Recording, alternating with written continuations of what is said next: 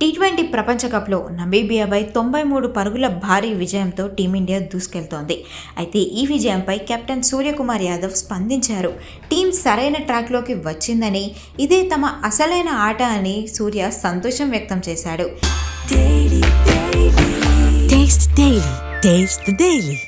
ఈ మ్యాచ్లో ఇషాన్ కిషన్, సంజు శాంసన్ అద్భుతమైన ఆరంభాన్ని ఇచ్చారని సూర్య అన్నాడు.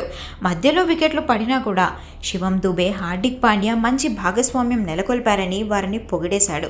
ముఖ్యంగా స్టార్ పేసర్ జస్ప్రీత్ బుమ్రా తన 4 ఓవర్లు పూర్తి చేయడం టీంకు అతిపెద్ద బూస్ట్ అని అన్నాడు. నమీబియా బౌలర్లపై కూడా ప్రశంసల వర్షం కురిపించాడు సూర్య.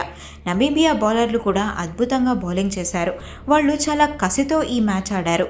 తమ ప్రణాళికలను అద్భుతంగా అమలు చేశారు. వారి బౌలింగ్ అయితే నేను ఫిదా అయిపోయాను.